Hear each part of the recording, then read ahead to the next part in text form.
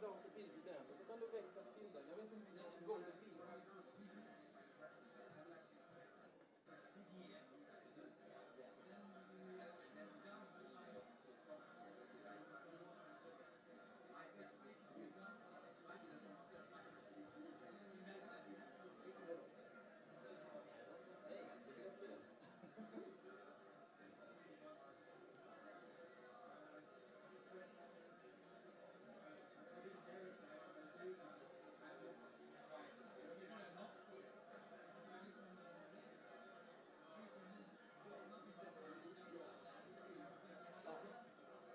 Kollar vi vilken ingång den hamnar på.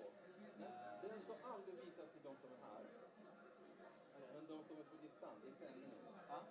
Ja, men där är det på datorn någonstans. Ja, det är det. Och sen växlar vi 2 kameror plus den. Då blir det som en liksom, du visar presentationen i närbild. Ja. Då växlar du 2 kameror. Men vill du ha liksom, vill du att de ska se presentationen eller vill du ha... Ibland om någon påpekar någonting, då måste du göra det.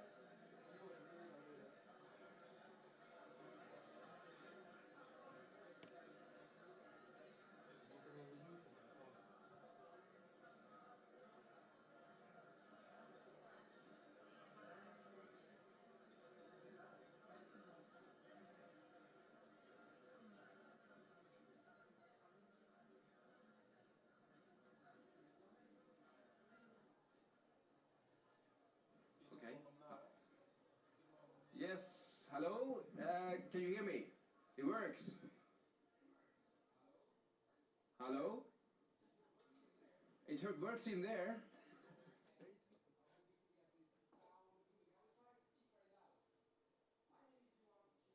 I'm the Executive Director of Stockholm Environment Institute. I will not welcome you. I will immediately instead introduce Jacob Granit, who is the Center Director of the Stockholm Environment Institute, for some opening words. Jacob, the floor is yours. Thank you so much, Johan, for that.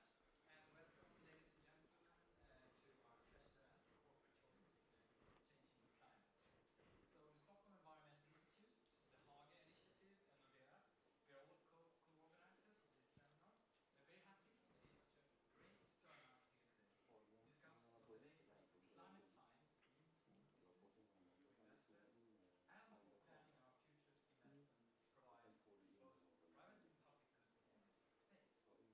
So my name is Jacob Granit, I'm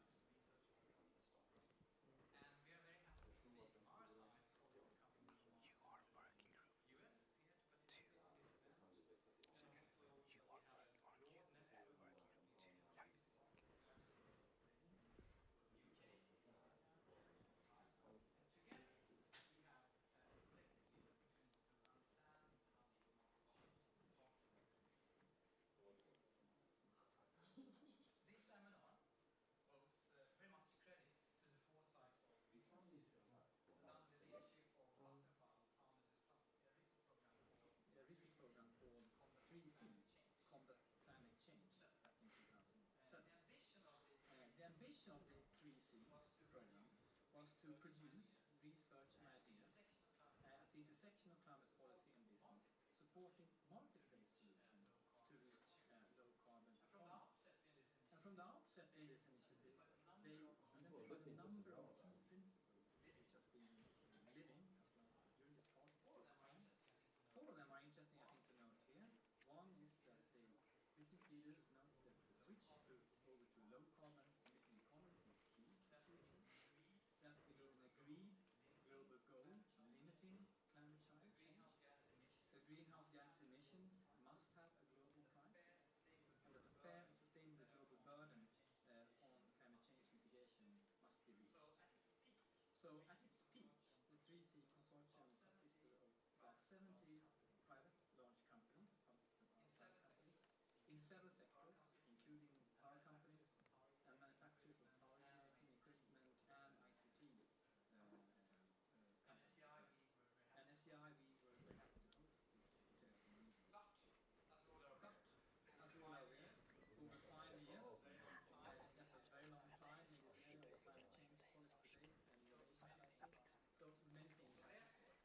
So therefore, today we will have a great chance to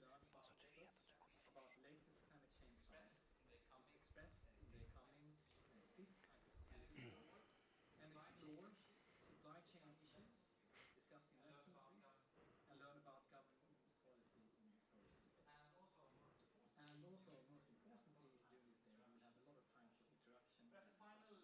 As a final note on this, I think we should also recognize that it's a huge challenge in that we still have today about 1.6 billion customers or citizens globally that do not have access to modern technology. So we have an enormous challenge to overcome. As you have seen, This program today is full of activities, and we have to move very quickly through the day to provide feedback.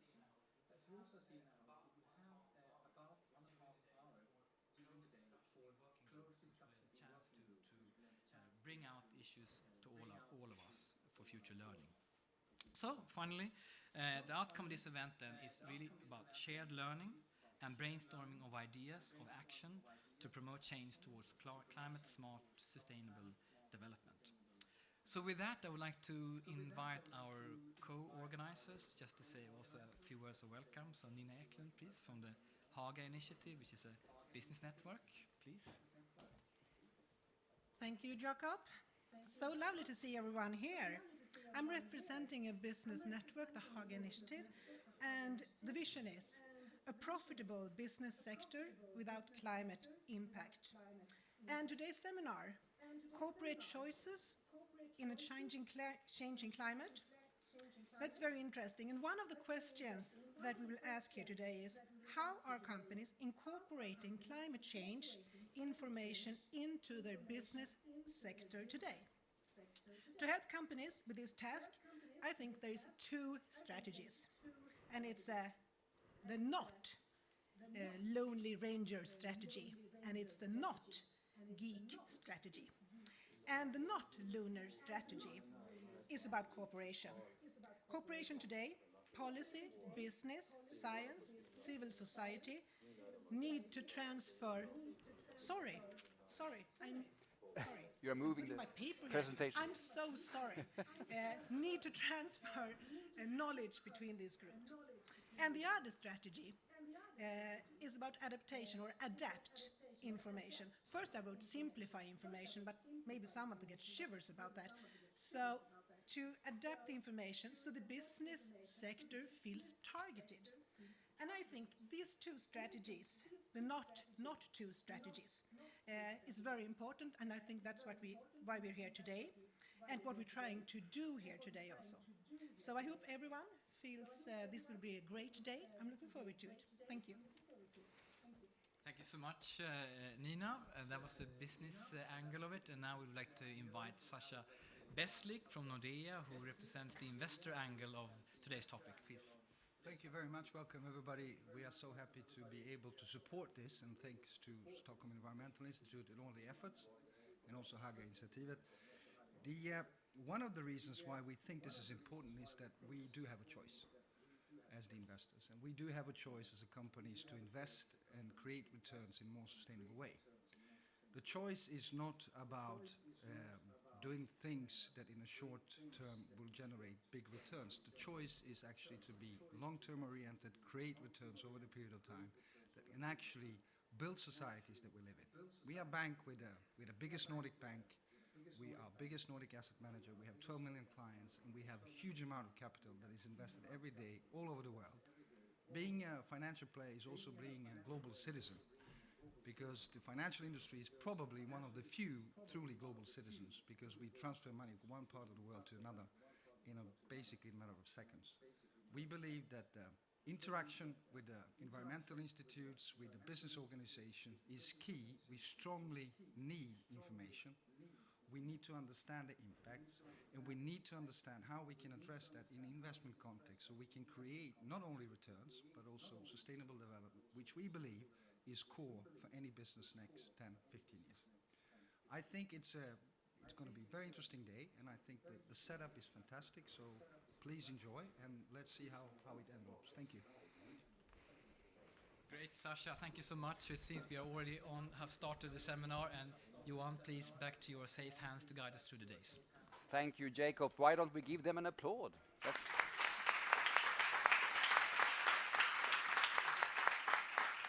So we have the framing of this day, and as you could hear from Jacob, we have a very full day. I will be very honest, the first part here, it will not be a lot of time for discussions and questions and so on, because we have a number of very interesting presentations in limited time. However, we have the long discussion sessions, so questions coming up, ideas and so on, should be brought into these discussions. So then after also the discussion session, we can take them back also in the final panel, and when we have Peter Norman here as well, the Minister for Financial Markets. So please note down questions, ideas, comments, and bring them to the discussions. I don't want to waste more time when we have the key people here in the room who really sits on the science that will be presented over the course of the year, actually. I would like to introduce, first of all, Dr. Pauline Midgley. Please, if you can come up on stage. You know, this is not just any person. This is a person who is here to launch the first IPCC report, the science. And she dedicates 1 hour to us here, so we should be very appreciative for that. Your title is Head Working Group 1 Technical Support Unit. So we are very curious to hear how you see some of the things coming out of the IPCC report. The science may be of interest also for industry. Please. Thank you very much. I'm very honoured to have been invited to come here. Do I get my first slide? No? I'm not sure. Anyway. It's too technical, this. Yeah, So it's very technical. Yeah, that's right. I'll just stand. Here we go. Okay. So you see a very fine Norwegian glacier. What you see here is, in fact, the I hope not tempting fate. It's going to be the cover of the Working Group 1 contribution to the 5th assessment report. I say tempting fate because the summary for policymakers of that report is going to be approved by governments here, meeting here in Stockholm from Monday to Thursday next week. So the report will be launched actually on Friday. So the title that I was given was What Can Businesses Expect? And I have to say, I hope you don't expect me to tell you that because everything is under embargo until next Friday. Having said that, and also talking to Richard Klein, who's going to be talking afterwards, one of the things we felt that was useful probably, in fact for many audiences, not just businesses, is to actually get a feel for what's different about IPCC. Why should you listen to IPCC rather than the other brand? What is it that IPCC does that makes it unique? And essentially what IPCC does, it doesn't do its own research, it doesn't do its own science, it stands as the Intergovernmental Panel on Climate Change. Intergovernmental is really important. And the Intergovernmental Panel, over the last 25 years, has now had, just coming into its 5th assessment cycle, with an assessment of scientific literature on climate change issues, on the whole range of the climate change program, if you like, or problem. Almost the mantra of IPCC is it's going to produce reports that are policy relevant but not policy prescriptive. They're intended by the governments of the world to feed into the policy process. If the policy process chooses not to do anything with those answers, that's also the government's issue, but they've got a different hat on at that point. They have to be scientifically and technically robust. They have to be balanced. Comprehensive and balance is, two of our things. They must present uncertainties. They can't just say, well, this is what's happening, and, oh, well, there's some other stuff, but we don't worry about it. They really have to look at the whole picture. So the IPCC has this structure. It has parent organizations, which are WMO and UNEP, the United Nations Environment Programme. The IPCC plenary, which you see at the top, is effectively the governments of the world. 195 governments are members of IPCC. They can come to the meetings. I think we currently have 115 coming next week. There is a very small secretariat. The IPCC Bureau is our expert scientists of high standing in their countries who are elected by the governments to oversee the process of an assessment report. And the current assessment report, as many before it, has effectively 3 main parts. It has 3 working groups, which are Working Group 1, which I represent, which is the physical science basis of climate change. It has Working Group 2, which looks at climate change impacts, adaptation and vulnerability. And Working Group 3, which looks at the mitigation of climate change. So you can say that, if you like, Working Group 1 provides the fundamental basis, and Working Groups 2 and 3 hopefully provide some ideas of solutions without actually prescribing solutions, but they present what the solutions might be, whether adaptation or mitigation. There's also, very importantly, this task force on national greenhouse gas inventories, which essentially works very closely with the UNFCCC in helping governments report their emissions, which is an important part of that. But the fundamental basis of IPCC is the bottom line. It's not all the top stuff. It's actually the people at the bottom. It's the authors, the contributors, the reviewers. It's this massive number of people around the world who really put a lot of time into doing this. So this is, the boring bit. These are the principles governing the IPCC work. Has many clauses, many things, but the two things which I really want to emphasize is that the role of the IPCC is assessing on a comprehensive, objective, open and transparent basis the scientific, technical and socio-economic information that's relevant to understanding the basis of the risk of human-induced climate change, its options, its impacts and options for adaptation and mitigation, but that they are neutral with respect to policy. So the three working groups, as I say, I've run through that very quickly. Basically, in this current cycle, which actually started in 2008 with the election of the Bureau, 2009 really the start of the work of the scientists. Working Group 1 is assessing this physical science basis, and we will be releasing our report in 7 days' time. Working Group 2, which looks at vulnerability, impacts and adaptation, has until March 2014. One of the reasons for that gap, if you like, is so that the fundamental climate modelling results which are assessed in Working Group 1 can be taken forward into Working Groups 2 and 3 so that they can base their assessments on the most up-to-date climate modelling. Working Group 3 comes out very quickly after Working Group 2 in April 2014. And then there is a synthesis report which brings together contributions from all three of these working groups. And that will be released in just over a year from now in October 2014, actually coincidentally in Copenhagen. These are, in a flash, the IPCC Working Group 1 reports to date, just to show you that we have a history started in 1990, went through, the most recent one was the special report that we did with Working Group 2 on extreme events. The elements of the Working Group 1 assessment report, besides this very fancy cover, is a large amount of information. There are 14 chapters, there are annexes, there's supplementary information. In those 14 chapters, we actually look at we start off by the observations. What can we observe, whether it's in the atmosphere, the ocean, terrestrial systems, in terms of what are we observing now? Has temperature changed? Has the water cycle changed? And so on. We then go into, from those observations, can we detect a change? And can we attribute that change to human influence? And following on from that, we then have, through the climate modelling, the projections. And we do near-term projections, we do long-term projections, we do regional and global projections. And this time around, we actually have a relatively innovative feature, which I think is going to be very useful, which is to have an atlas of the regional and global observations and projections, so that people can actually take that atlas and look for their region, their business markets, the places they want to export to, what's the likelihood of climate change for their supply chains and everything else. That's an enormous amount of work. So then there is a technical summary, which brings that down to a smaller basis, and then we have the summary for policymakers, which is exactly what we're going to be looking at next week with the governments, which is about 30 pages at the moment, and has 9 figures.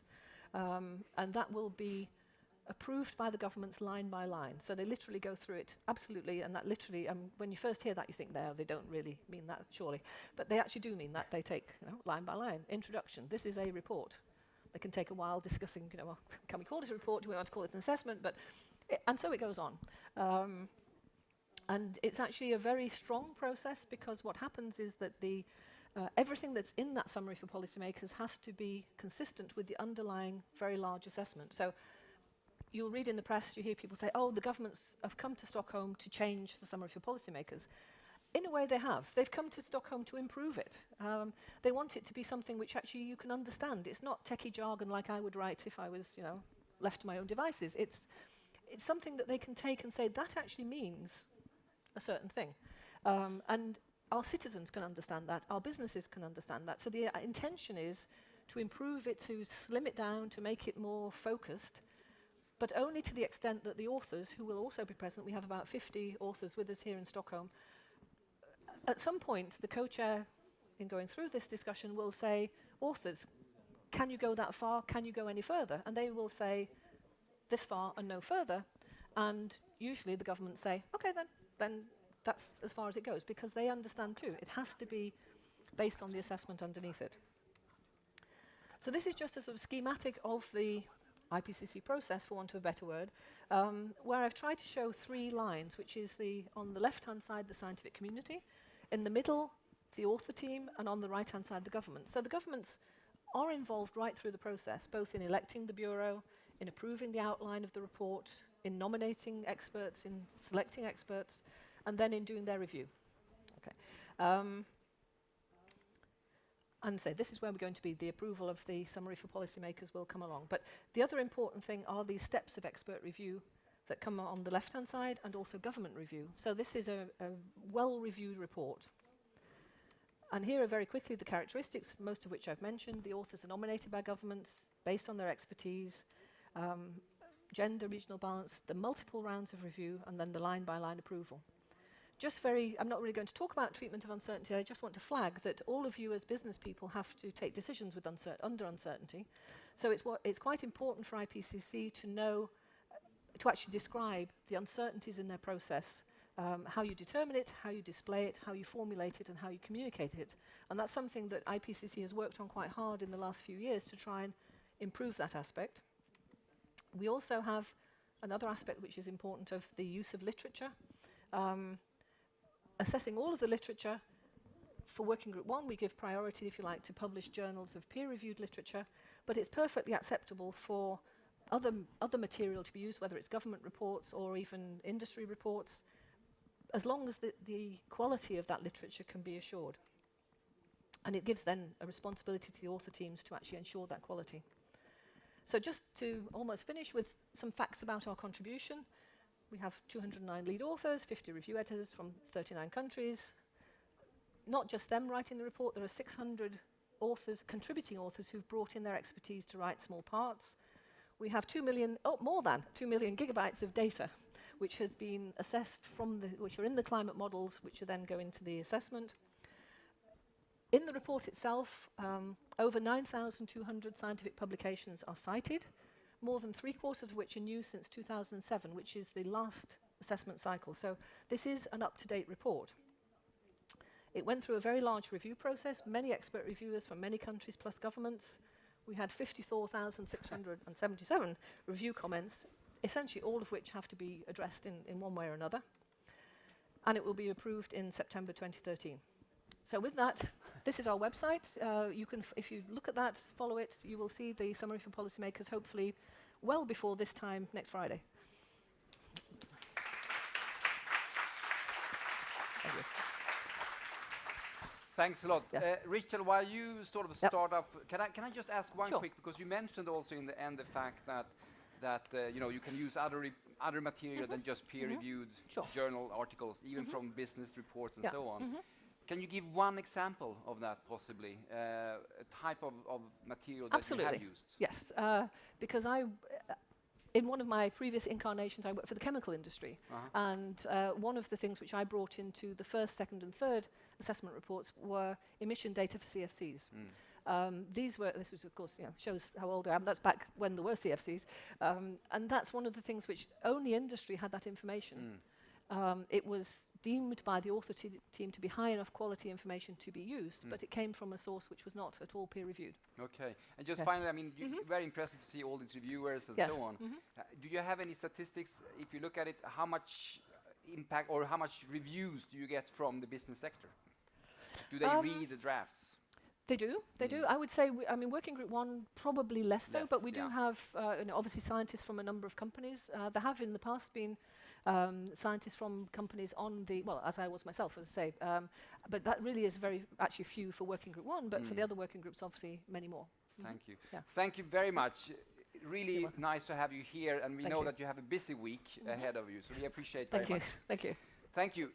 Professor Richard Klein, a Senior Research Fellow at the Stockholm Environment Institute, and also a contributing lead author, isn't it, to Working Group 2, which will be launched next year. We expect that you get much more grey hair, in the next 6 months. Give us some background to that, please. If there's any left. Yes, exactly.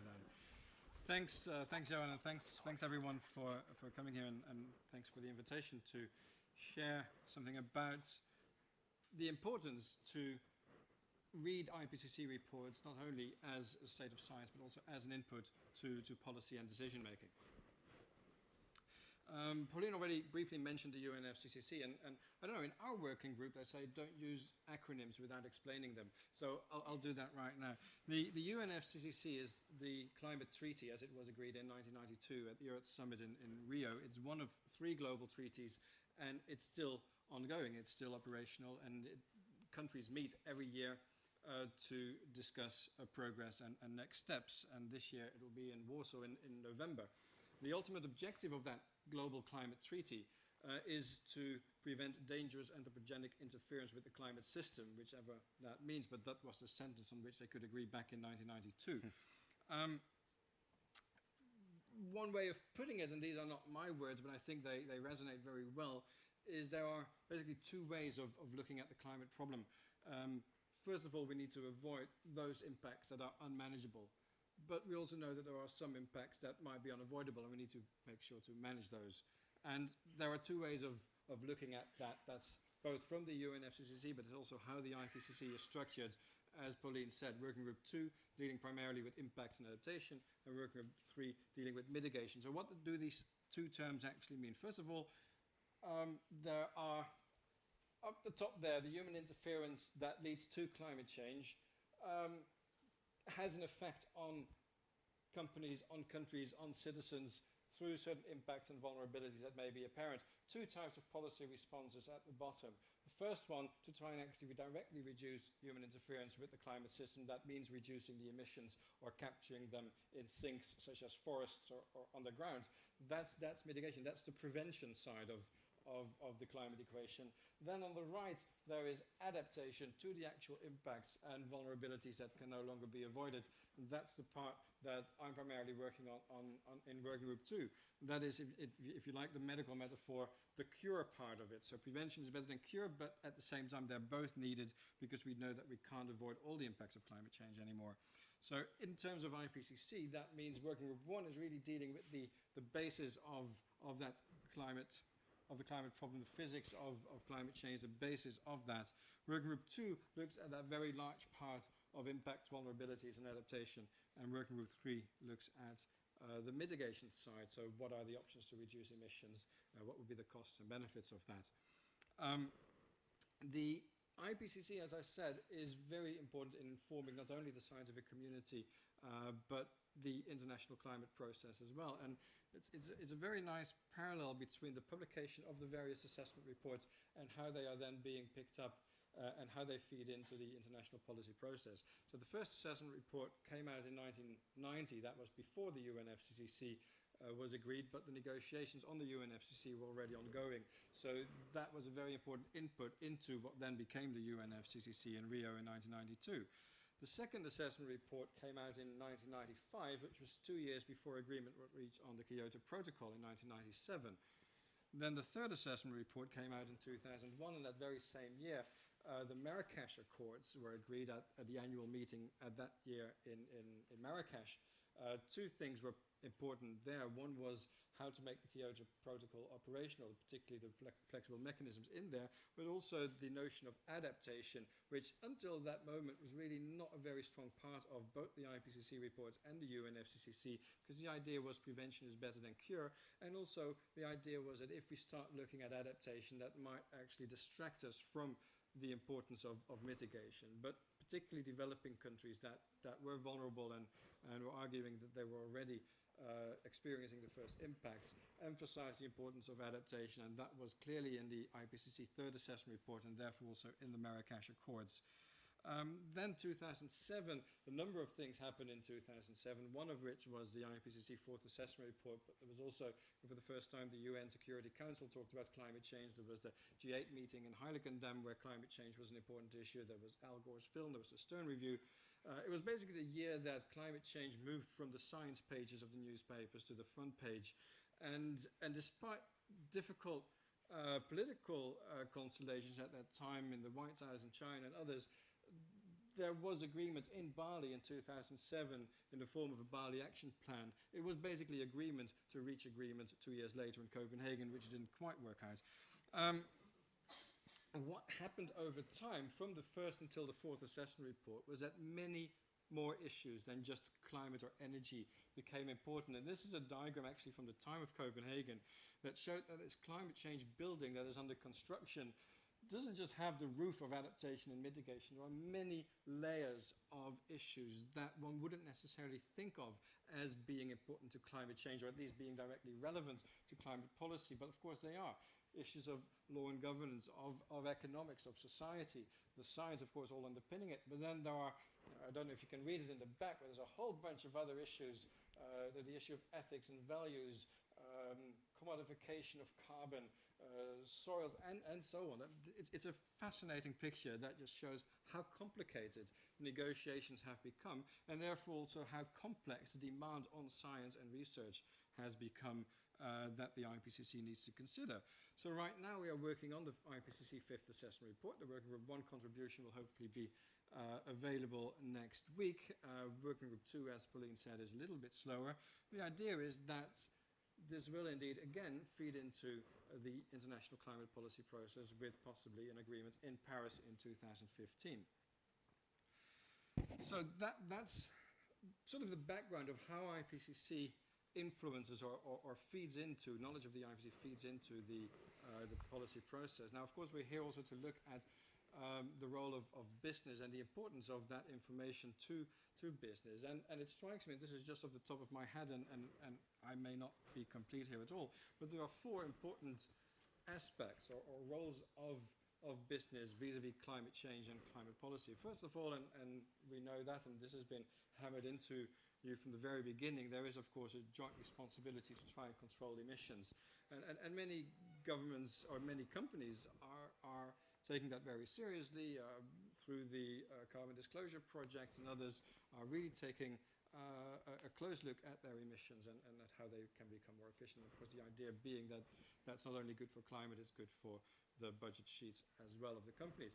The second, increasingly, companies are realizing that not only perhaps are they part of the problem, they are also experiencing climate risk themselves. So maybe your production facilities are in floodplains, or maybe the people who work at the company might be affected by climate change. Maybe your supply chains will be affected by climate risk. There are opportunities arising from climate change, both in mitigation and adaptation, whether that's green tech, whether that's water technology, and so on. There's a long list of possible opportunities.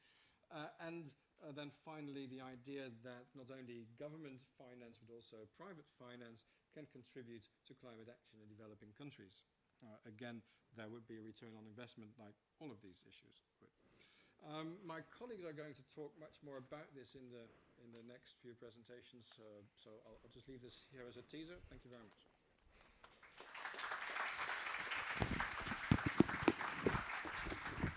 Thank you, and while I can ask Marion maybe to come up and prepare herself, and she's sending Twitter, I'm sure, because there is a lot of people who, if you don't Twitter, you don't exist. I feel sorry for them in a way, don't you? Huh? Yeah. Anyway, so the Twitter is #ClimBiz. ClimBiz. Okay, so anyone who wants to send that. Richard, while she's setting this up, really interesting, very good with these questions also, highlighting not least that, okay, you have responsibilities as business, but there are opportunities as well. Can you say in a few words how is business getting involved in the second report? In Working Group 2? We are perhaps even more so than Working Group... Oops, yeah. Is it? Yes. Even more so than Working Group 1, we are certainly looking at the role in which, the way in which business can both contribute to adaptation, but also in the way in which they are impacted. There's one chapter that deals explicitly with the impacts and vulnerabilities of industry to climate change. There are several chapters that look at different aspects of adaptation. Again, there's business literature out there that we are assessing. So there is not one particular spot that sort of deals with all the issues of industry and business. I would say through all of Working Group 2 and Working Group 3, there are parts of the assessment that are relevant. Okay, do you see, because you've been involved also, like you, Pauline, of course, quite a long time with the IPCC. Do you see an increasing interest in general from business sector? Yes, I think the first few assessment reports, really the interest was from governments. The mandate of the IPCC is to inform governments, Yeah. and there wasn't really that much public interest in what the IPCC had been saying. I think since the fourth assessment report, that has changed very much. Both the private sector, but also the public sector, governments at all levels, NGOs, are taking real interest in what the IPCC has to say. And I think a conference like this demonstrates that interest is growing. Thank you very much. How many people in here represents business? You see, it's great. That's what we wanted today. Not that anyone else is not welcome. But anyway, how many are here from more government type? I see one. I see a few. Good. And civil society outside of business? A couple. Great. Just to get a feeling. And you are all equally welcome. And I wanted to have that question because it sort of floats over to Marion Davis. So thank you very much, Richard. Marion, communication manager also at the Stockholm Environment Institute. Looking at since the last IPCC report, your question is how have corporate views on climate change evolved? So please, the floor is yours. Am I actually audible? Yes. Yes. Sounds like I am. So what I'm actually giving you a sense of, as has been mentioned before, there was a very large project, multifaceted project at SEI in partnership with 3C. And as part of that, we did a whole bunch of work that is very relevant to this. And I'm going to very quickly summarize it before going into the changing, into the last bit, which was where we looked at how business attitudes have changed. So this initiative was started in 2007, and the first big project that we did was looking at how to drive technological innovation. And we were looking at solar photovoltaics and at carbon capture and storage. I think everybody's familiar with both, but basically, solar power, one particular way of doing solar power, and then supposedly the way that the technology that's going to allow us to clean up emissions from power plants. Then the next project that we did was this multifaceted project on resource constraints, because as you probably know, there are many different reasons why resources, we don't have unlimited water, we do not have unlimited biomass, we do not have unlimited metals for specific specific technologies.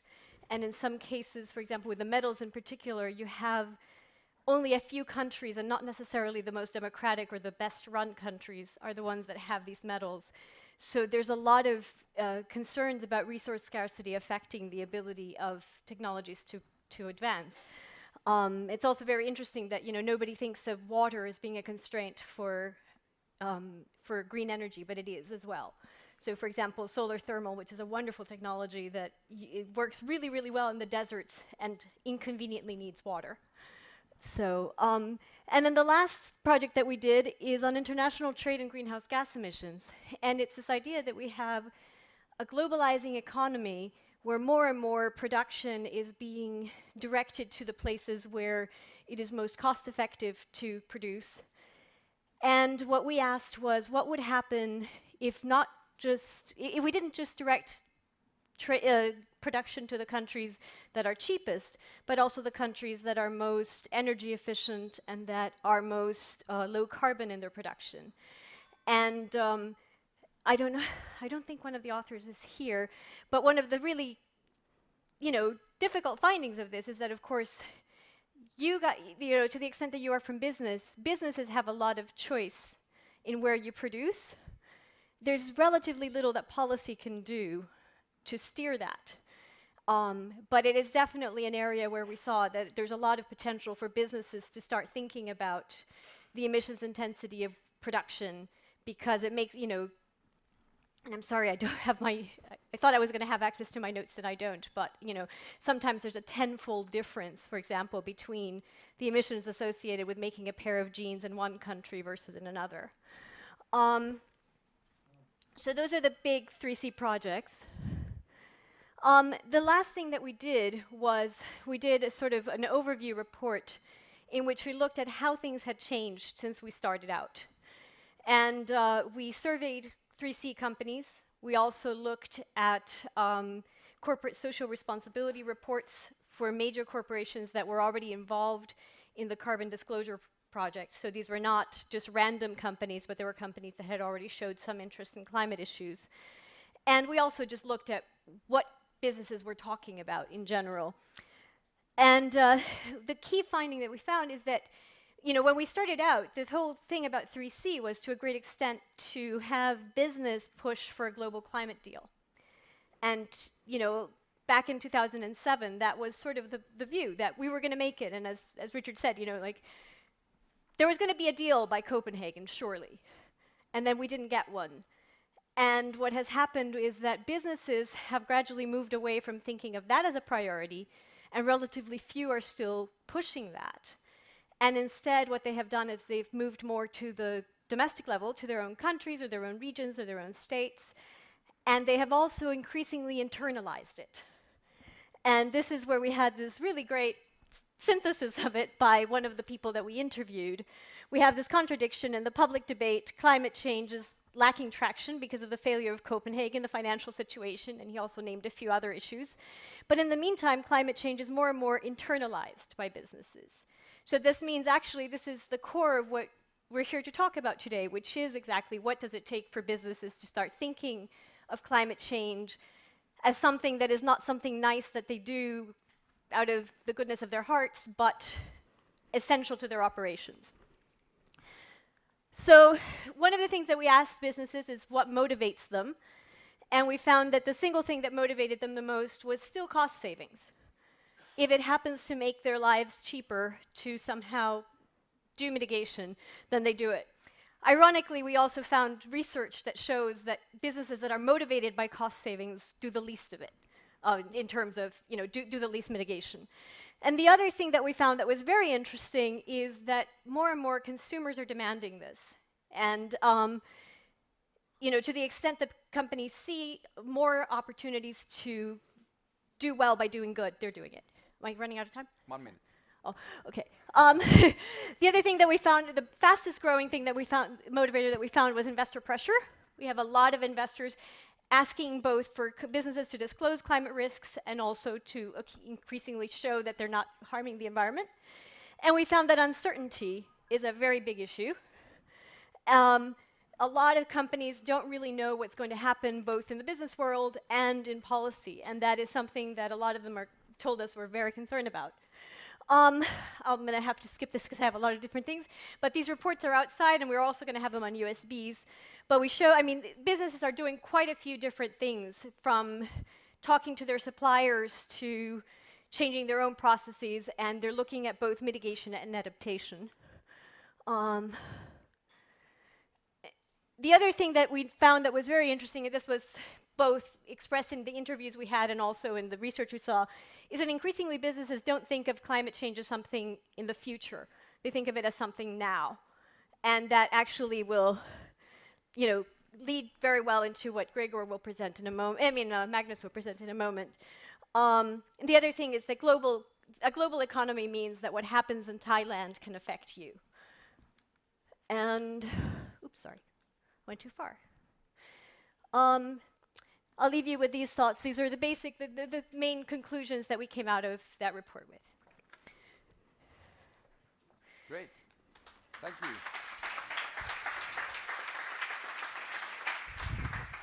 Thanks a lot, Marion. Magnus, while you are getting prepared, yes, Marion, I mean, the last one is quite interesting, and what is fascinating in a way is that you say, because there is a bit of a failure on the global arena, actually businesses are taking more active, you could say, responsibility to seek their own ways of trying to address the issue. Yes. So that's one thing that is obviously quite clear in this. Yes, and businesses are, it's actually, from our perspective, a very smart thing, because businesses are starting to realize that it's in their interest to act in many cases for a variety of reasons, not just for ethical reasons, although ethics is an important part.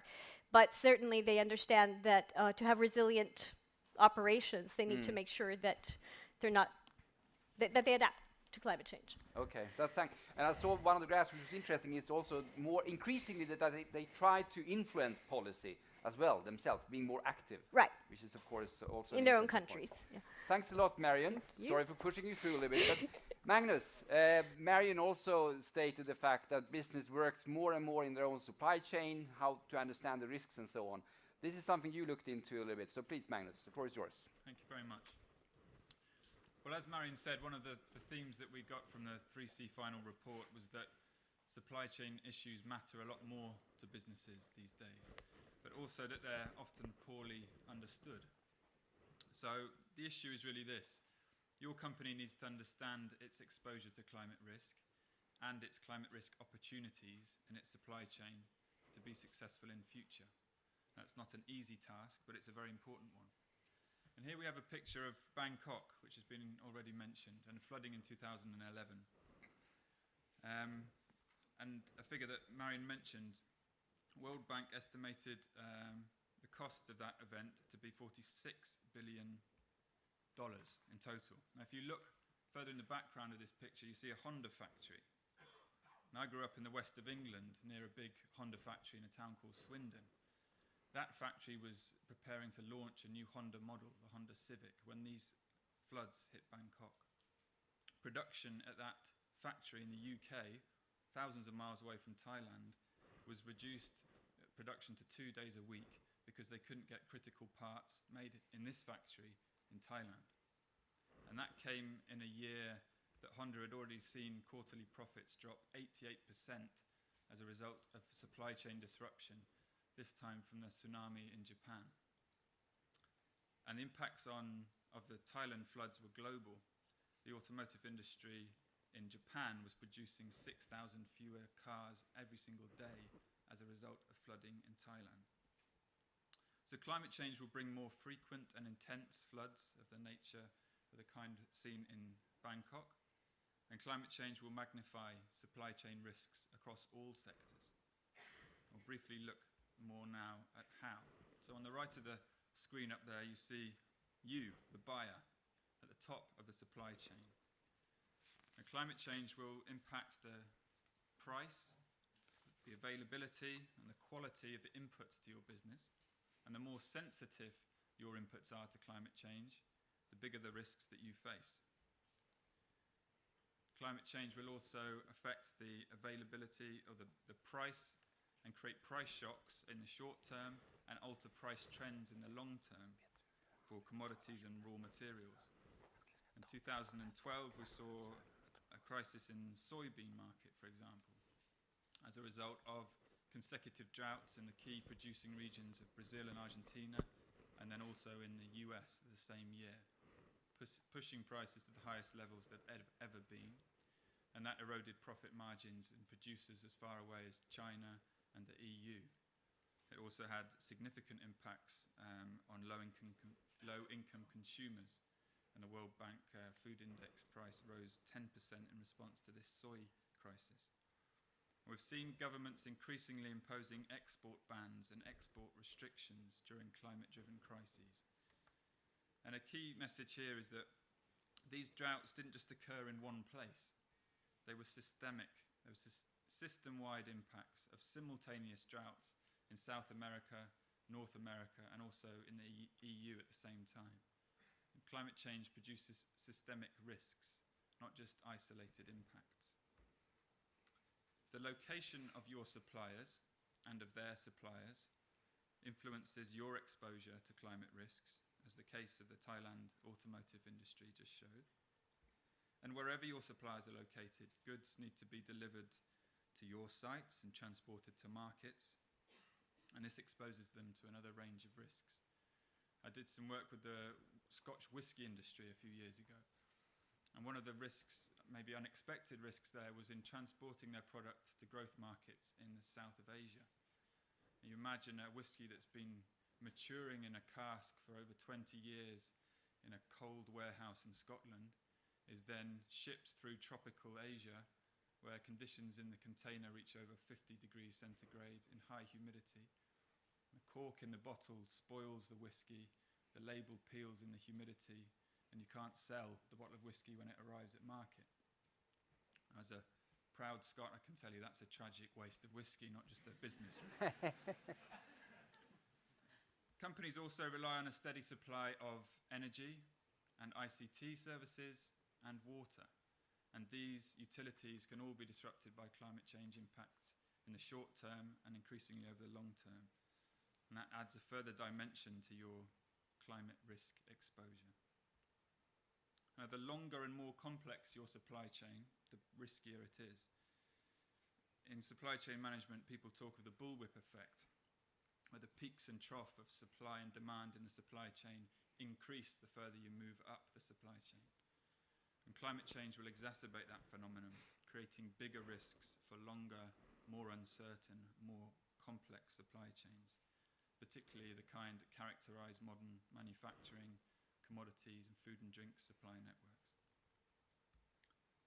And the key question for companies is this: how much do you know about the exposure, sensitivity and adaptive capacity of your suppliers or of your entire supply network?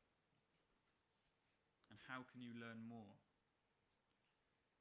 Now, it's important to know the answers to those questions. We're seeing increasing pressure from investors, as has already been mentioned, for companies to disclose their climate risk.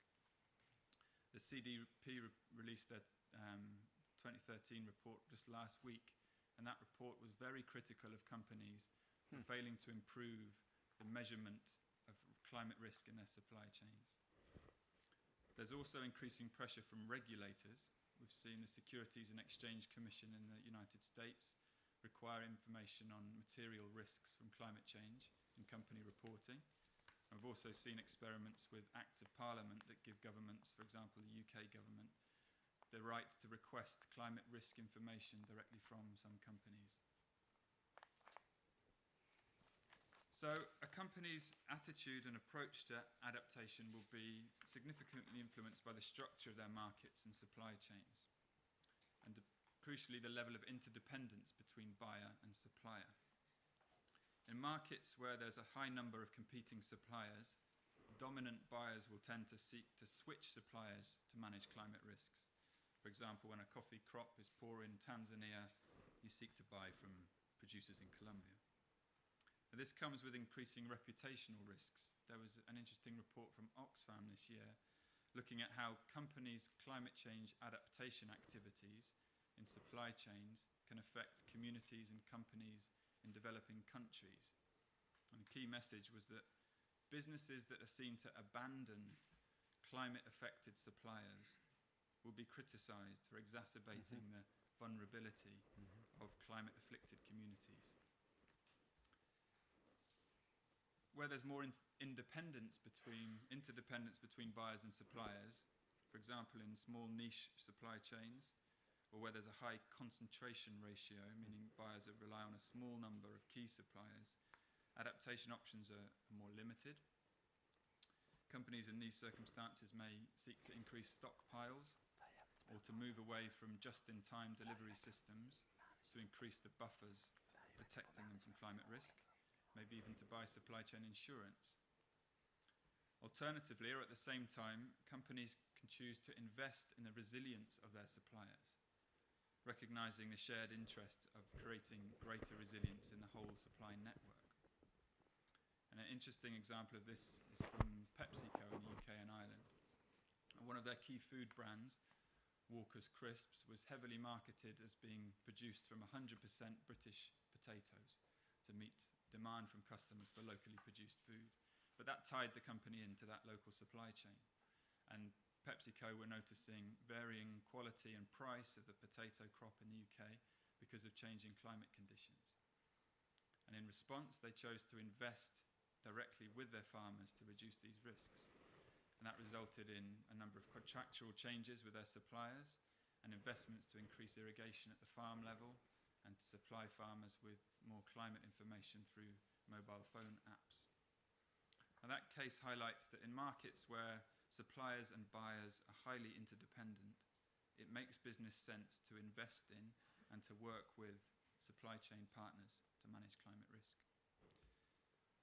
Now I'll leave you with an invitation to share your insights on supply risks and climate change and to benefit from some exciting new research that we're doing at SEI. Through one project, the Changing Climate for Business project, we're engaging in participatory research alongside corporate decision makers in Sweden to look at how current processes and tools can account for climate risk in supply chains. It's looking at enterprise risk management and supply chain risk management and how they're used in adaptation setting. And together with the consultancy Terrains, we'll be producing guidance for corporate decision makers in that project. And SEI is also looking at important new research on the international dimensions of climate risk.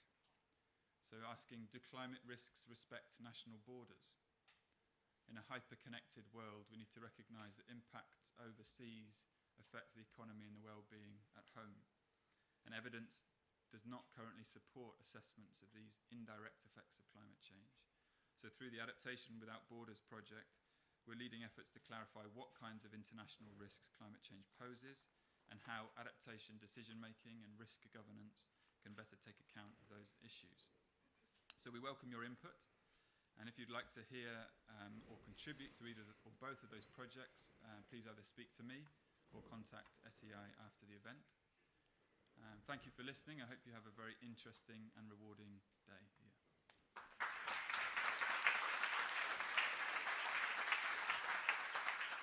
Thanks a lot, Magnus. I don't think I said that you are a research fellow at SEI, so this is something I say with a lot of pride, that you are a research fellow at SEI in Stockholm.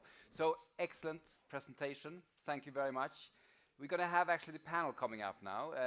It's been, a tight schedule, and we've had a lot of interesting inputs. Can I ask the panel members, just spread out here, just to come up with me here on the, at the floor. There should be there's the microphone. I'm going to use this microphone a little bit, so please come up. I'm going to explain what I'm going to do now. Please, don't be shy. You can stand here in the middle. Maybe we can make this a little bit black. Yes, we could. So I'm going to introduce you in a while, but just explain the process. Why are pictures coming back on this? Can you make it black?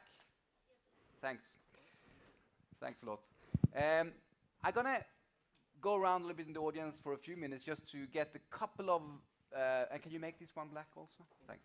To get a couple of impressions before I introduce you even. To see what they are, what is going on in their heads out there. I ask you to take note a little bit of that, so you can, in your then interaction, maybe reflect on some of these questions. And just to remind the audience that the theme of this panel is, do business know enough to act on climate change? So, you can be a short comment or a question, but short. So I want to have like 4 or 5 before I introduce the panel even, to give you a chance. So, any hands up? Yes? No? No? No? Okay. Come on. Where? Oh, up there, of course. Okay. So, someone at the furthest end. But that's okay. That's okay. I like to run. It's Friday. Here you go. And very short, tell us who you are also. Speak loud if it doesn't work, the microphone. I'll just scream. My name is Jakob Lagercrantz from Gothenburg, working on environmental issues since 1984. We have known, I think, since 1996, the first IPCC report, how serious climate change is. Continue to try. Just continue. But Why hasn't more happened before? Because I think we have known. So why hasn't anything happened or enough happened up to now? okay, so that's the fundamental question, really, coming back to our guests on the stage. So, any other inside comments? I'm expecting someone from the other end, but no. Okay, the audience are waiting for, obviously, I hope this is not a signal how the discussion will be after the coffee here, or not coffee, but anyway. Shout. Yes, I will shout. Hello, my name is Elin. I work as a consultant for sustainable development at ESA. And my question is related to the first one. When I have a sense that businesses know that there is also an economic incentive to work with climate change, or this is the idea in society that they know that there is an economic incentive. Do businesses know that and not act, or don't they know that, or don't feel it in their bodies that this is both good for the climate and also for their own business model? Great, that's a very good question. Do we just say it's good for business, but it's not really? or is it really good for business? Anyway, I mean, 2 quick interactions there. Let me introduce now the panel. Dov Brachfeld, Environmental Sustainability for H&M. Pleased to have you here. Måns Nilsson, who is the Research Director of the Stockholm Environment Institute. We have also Birgitta Resvik, Head Corporate Relations Fortum, and Maria Suner Fleming, Director Energy and Climate Policies at the Confederation of Swedish Enterprise. So we finally also have business on stage, a lot from science, okay? We have analyzed you guys. But still I'm gonna give Måns the first word, and very, very, very shortly answer the questions from your scientific perspective. Does business know enough to act? Yes. Good. Or you want to do like God morgon världen, or should I? You can actually be more of a politician and add a couple of things. No, I think there are many uncertainties remaining, and IPCC will continue to develop and refine the knowledge that is needed to deal with these uncertainties. But we will never know everything, and as we all know, it's impossible to predict the future anyway. So, but businesses can certainly act, and they have to act in a way that is robust strategies in a world of fundamental uncertainty, and that goes for climate change as well as economic drivers, demographic drivers, and so on. So businesses can act, and it's relating to supply chains, a more robust supply chains in view of climate vulnerability, but also in terms of diversifying portfolios of products and technologies that go more towards the low carbon pathways. So my answer is yes. But if I could just ask you one more thing, Måns, the fact we could hear also from the audience here, they at least the sense from the 2, if they are representative for all, I don't know, that business is not doing enough and so on. Do you think that if this would be the case, that we still feel business can do more, do we from science have a responsibility in the way we are communicating risks, possibilities, opportunities that business can actually act upon? Yeah, I think we from the research side are not quite doing enough in terms of putting ourselves into the shoes of businesses and understanding the questions that they're dealing with. And this is about, it's not so easy because business leaders may not want to tell you what they actually are focusing on in terms of the key decision parameters. But we have to try and understand those better and direct our research efforts so that we can help them answer those questions. And I think this new work on supply chains is a good example of when we're starting to do that, rather than delivering broad system descriptions that doesn't have any particular relevance for the business decision making. We have to sort of pinpoint better what are the decision points and what kind of knowledge is needed for them to make decisions in this realm. Okay, thank you very much. If I could move to you, Maria, because you represent, you could say, the business sector in a way through the Confederation of Swedish Enterprise. So you have a lot of different sectors, different companies in your entire membership. What is your perspective? Do you sense that business knows enough to take more action than what is happening today? Or do you think that there are still a lot of unclarities which makes it difficult for business to know exactly what to do? Well, I have to say, I think they know enough, definitely, especially on the fact that the climate change is really happening. I don't think there is many people out there in the business community who actually disputes that, especially not in Sweden. But to me, I think maybe the discussion around adaptation and, for example, that was presented on supply chain risks.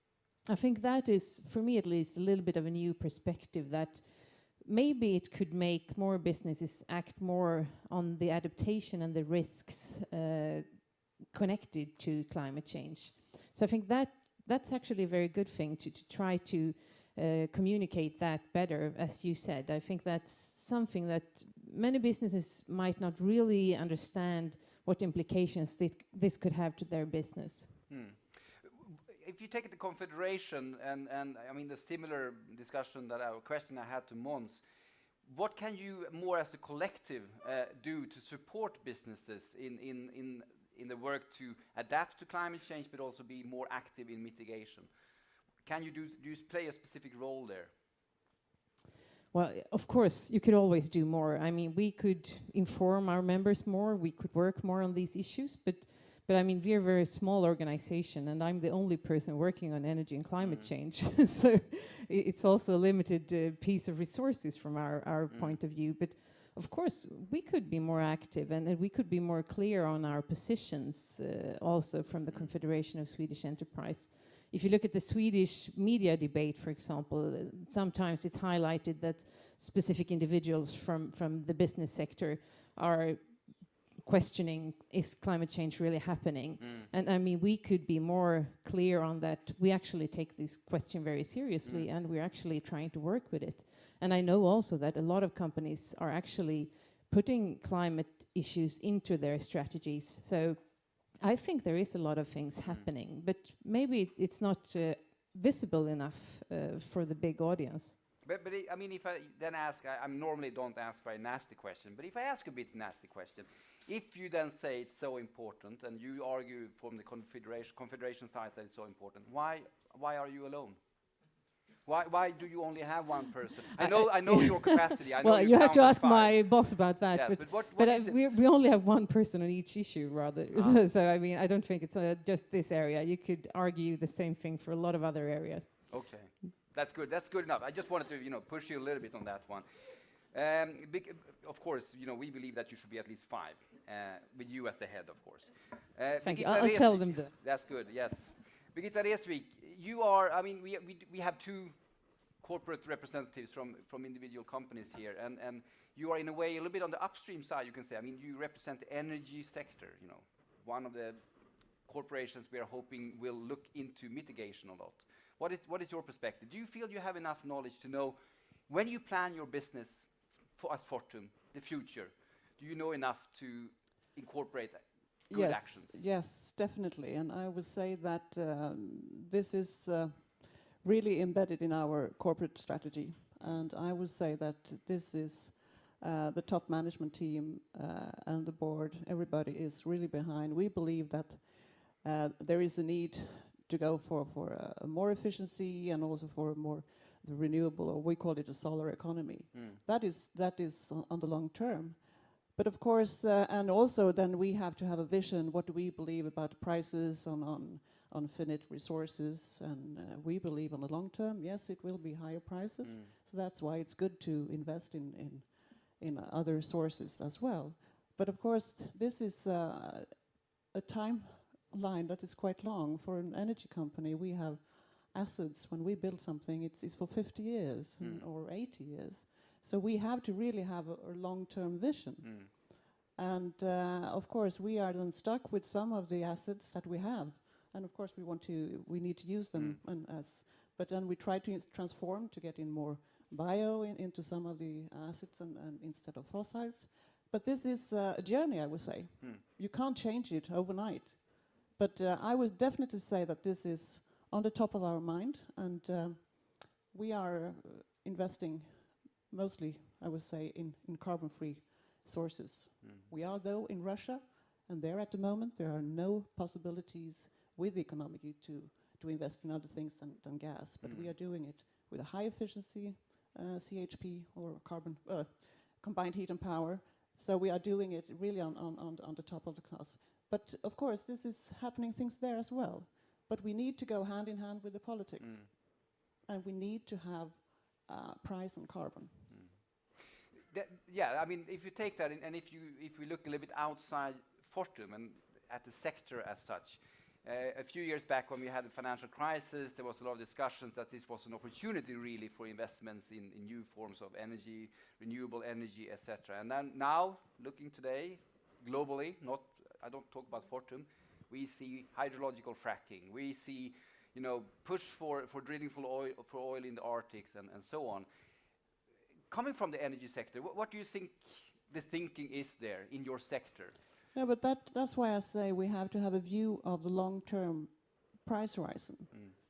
We can, of course, look into that at the moment today, but we need to have that focus. And of course, we have to look at different sources, and of course, we have to acknowledge what's happening. But that's why it's so important that we also have a view of that we believe that there will be a price on carbon, and that we can see also things happening around the world. I would say you can be very pessimistic, but you can also be quite positive to some things that are happening, but it will take time. But I think that's why it's so important to have these type of discussions. So clear economic signals are key for you.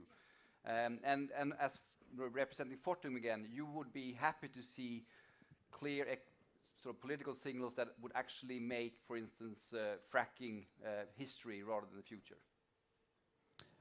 Well, I don't have any comment about that. I mean, I see we buy sources, but I mean, of course, it's dependent on the prices. But we like to see that, and I think that's why we are engaged in a lot in R&D and trying to get down the cost of new and alternative technologies. We are in wave technology, we're in solar, we're in others, to really see the possibilities.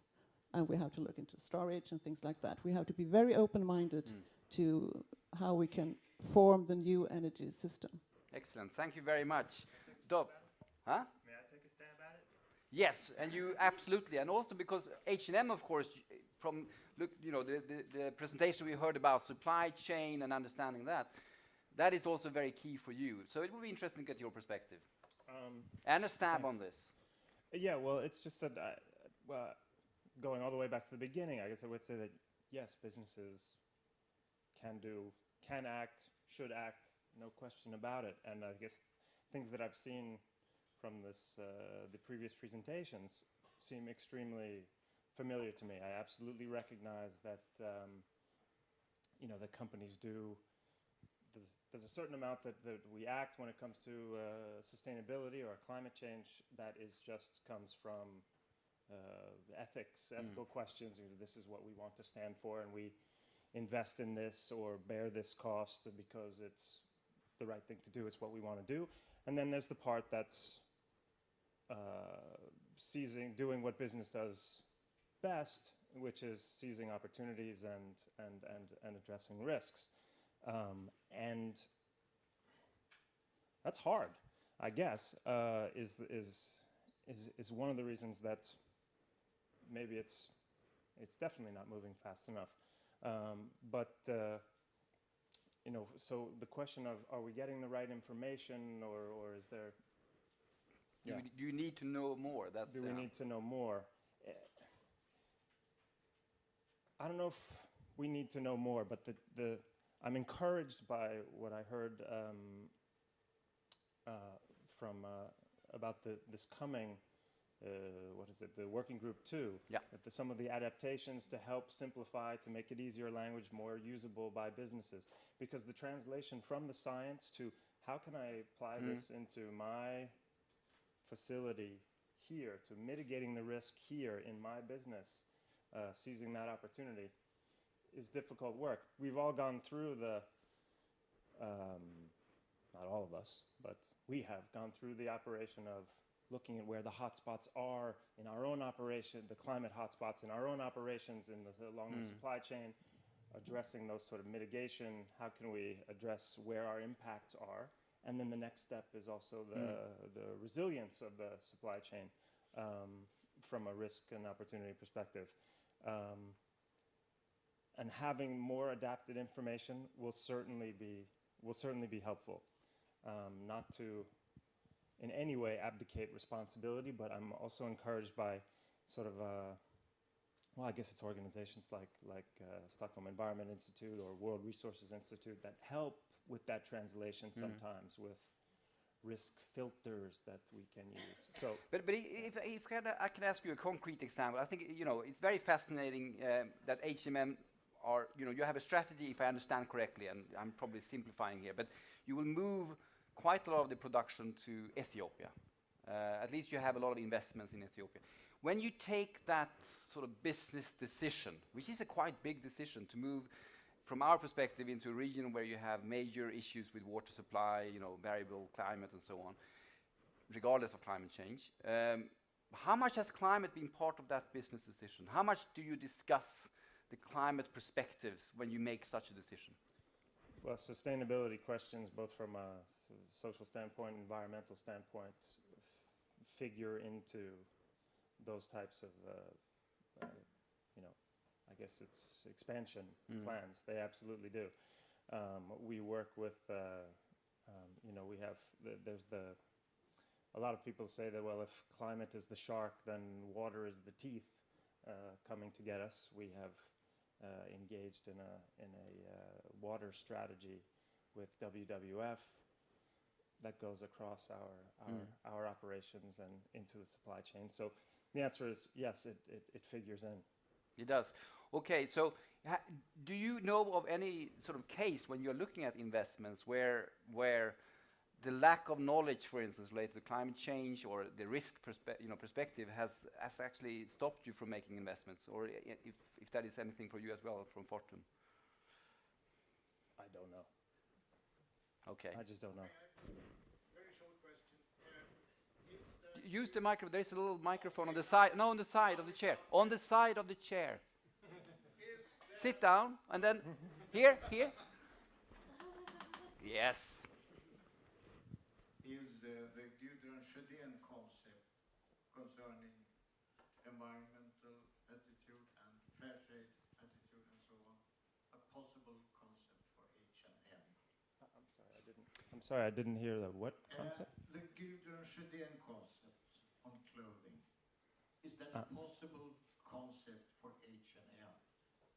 Talking about climate, talking about environment, talking about fair trade and so on. It's a very specific concept. Yeah, I apologize. I'm not familiar with it. You can discuss it together during the break. All right. So, because what I would like to ask you, though, I mean, Måns, I gave him the sort of opportunity to respond. How can we, from the scientific community, be better at trying to address the realities of the corporate sector?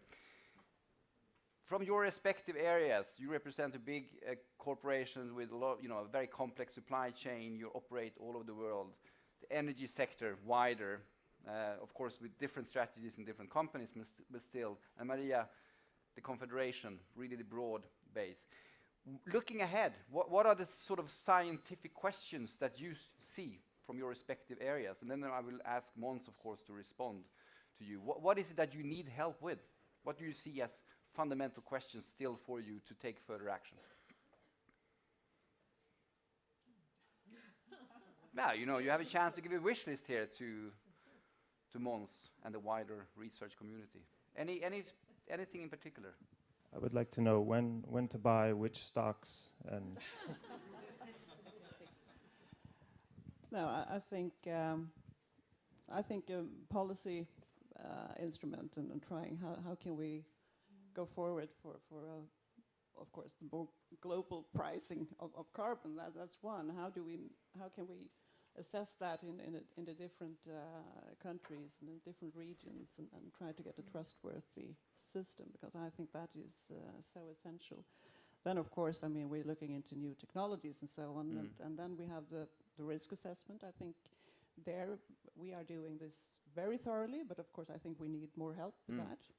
And then we're working with adaptation. I mean, we are investing heavily now in the dams and dam safety and so on, because adaptation is already here. We are working with that.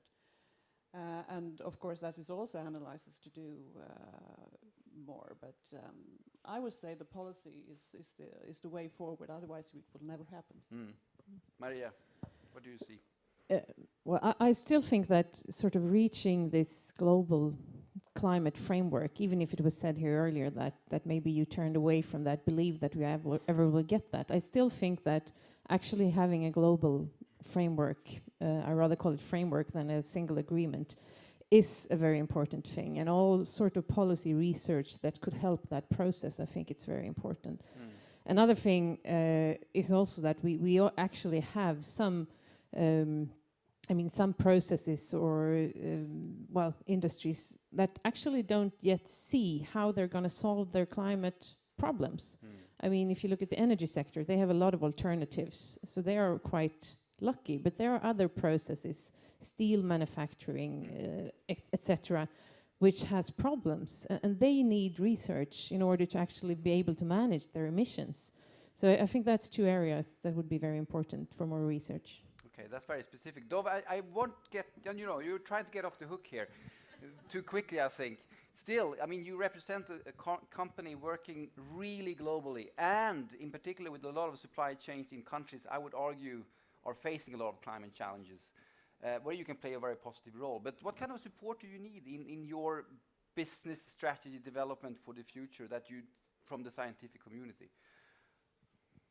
Well, I think I'd first like to echo what I just heard, because I think that if you, I mean, I don't know exactly how much we can expect in terms of further or more detailed information from science. And we are literally trying to predict the weather. But what we can get from science that feeds into policy, which can then send signals to business, is extremely important. Yeah, that would be probably the main hope for me as well. Thank you. No, I think that's a very interesting point. It's actually, again, you know, making this policy influence. Måns, what is your take on this? Focusing on policy change, make, you know, the rules of the game, really. That's where the main impact could be. Yeah, we're struggling with this, of course, and but there might be sense that the overall frame of a global carbon price as a driver of an even playing field is a bit utopian, and we may have to look at other policies and other ways of reaching a transition pathway. And I think there's a big need to work on policy instruments and understanding in a more specific way how instruments work on markets and also how they interact with other instruments. So because policies are clusters trying to achieve many different things. So understanding, for instance, how energy security policies and climate policies and air quality policies are changing market dynamics in specific contexts. And these interactions are not well understood, either by policymakers that decide on them or by businesses who have to live with them. So it becomes a kind of unpredictable world in that sense. And that, I think, is hampering the willingness to invest. Thank you. And sometimes conflicting goals and targets. Dov, you wanted to have a final word there. I just wanted to make sure you don't think I'm trying to get off the hook. No. I want to sort of make it clear that my expectations from science are, as I said before, but that you know, building the resilience in my supply chain, I wish, is, you know, I'll take all the help that I can get. The information is absolutely helpful, but I guess I don't think that's science's responsibility to build resilience into my supply chain. No, the building of resilience is yours, I agree. Yeah. But you must have the data and the information, and yeah, exactly. So great, thank you very much. A short panel discussion, but really very interesting for us and feeding into the group discussions we are going to have as well. So a warm thank you to all four. An applaud.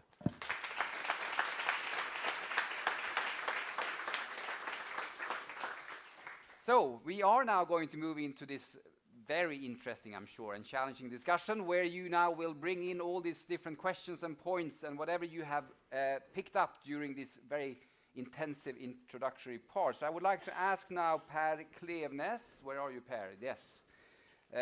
Who is a senior project manager at the Stockholm Environment Institute. Welcome up to stage. And Alda Sigurdardottir, where are you, Alda? Ah, there you are. So, tell us, what's going to happen now? How are we going to do this? The floor is yours. Very good. I'll make a start. So, thank you all. We're going to split into groups, and I'll let Alda deal with the logistics of it. And I just want to provide a little bit of framing to the question that you will have put in front of you as you go into these groups. And the question is the following. Given the range of global uncertainties around investments, regulations, and climate, what changes have to happen to give business leaders and investors the confidence to make big bets on climate action? Now, tall order, and very much the topic of discussion that we just had here. And I wanted to give a little bit of context. First off, I think that by the wording big bet is a shorthand for something that really has been a theme suffusing a lot of what we heard here, or making the actions that we see as necessary for the transition to lower emissions and to more resilience, part of a core decision-making process. Make it a groundswell rather than something that floats on top. And so to think of that in those sort of words. And I think the broader context here is that I think on some level science has helped a great deal, if you like. We have scenarios and trajectories for changing our sources of energy, for greater resource productivity and its possibilities, for a new set of infrastructure, and also for a new set of institutions, the investments that are needed to bring this forward. And we also have some messages about the limited cost, potentially, of taking these actions, as well as the large cost of inaction sometime in the future. What we don't necessarily have is the connection between this and what is on your next meeting agenda. And to think about the current decisions that you face and ask yourself perhaps not so much what have we done, but what have we not done? What were the decisions that we could have taken but that we did not take because something was missing? And I think we'd set this also in the context not just of policy. I think policy we all recognize is absolutely key.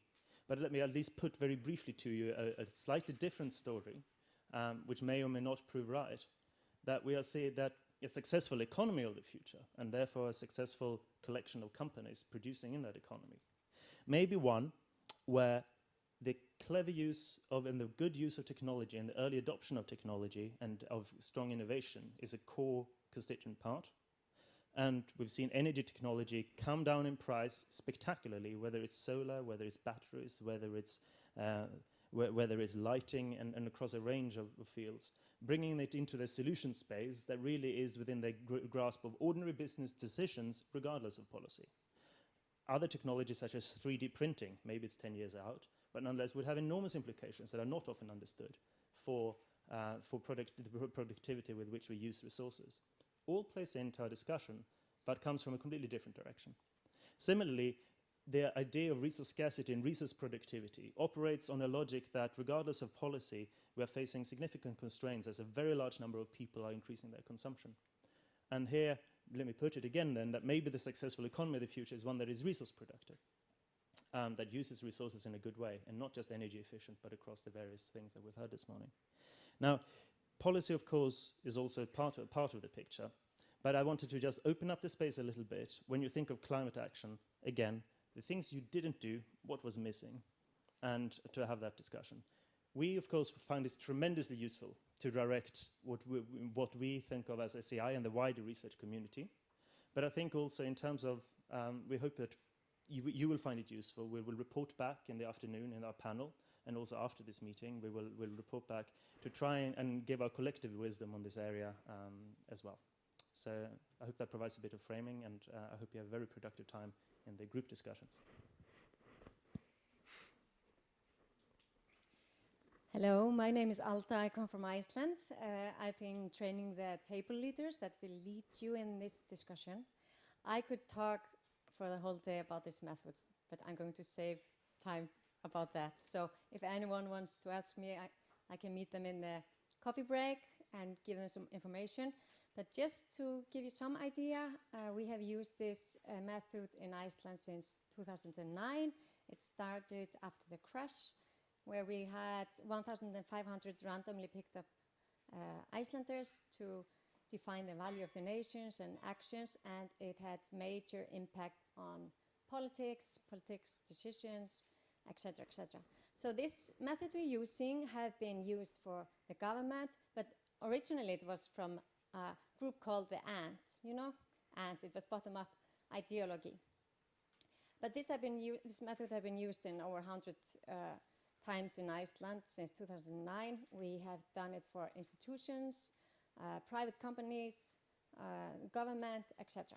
So we think it's bulletproof, and we have seen some results from it, both from more research about certain topics, but also a paper that had been delivered to the government, to the Prime Minister. So all kinds of summaries comes out of this. So I really look forward to watch you do this, and I would like to just jump in and ask the table leaders or the facilitator to come here so you see their faces. You have already been separated in groups, and you can see on your name tag which group you are in. And so number 1 is Magnus Benzi, which is over there. He's a group number 1. And you will be following him in Wallenbergsforeningen, which is just here out of the room to left.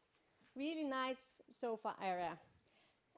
Jakob Granit, who's over there, he will take you to Gabriel Larsson, Sweden, and maybe you should all meet him at the stairs because it's a little journey there.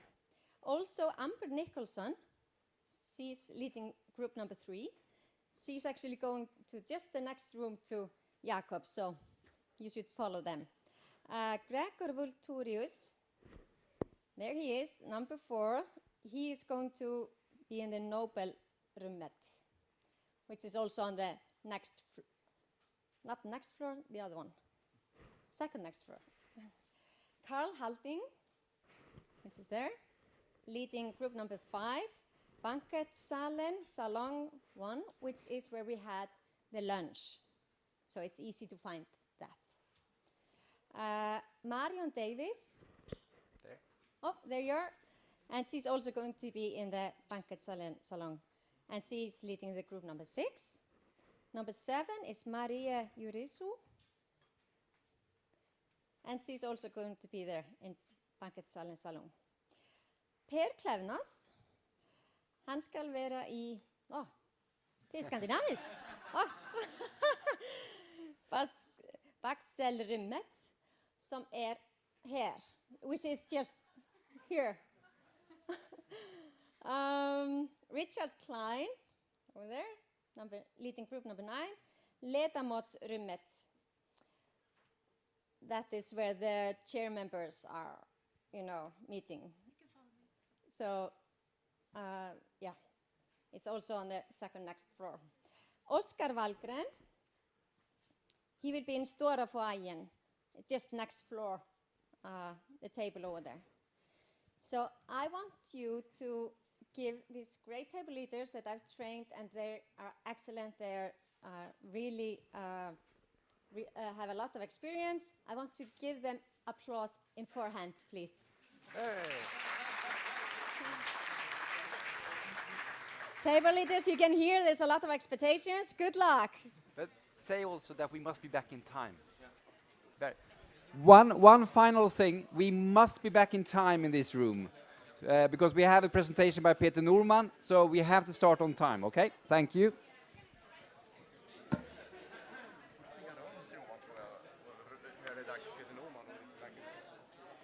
Pumpa lite. Pusha lite.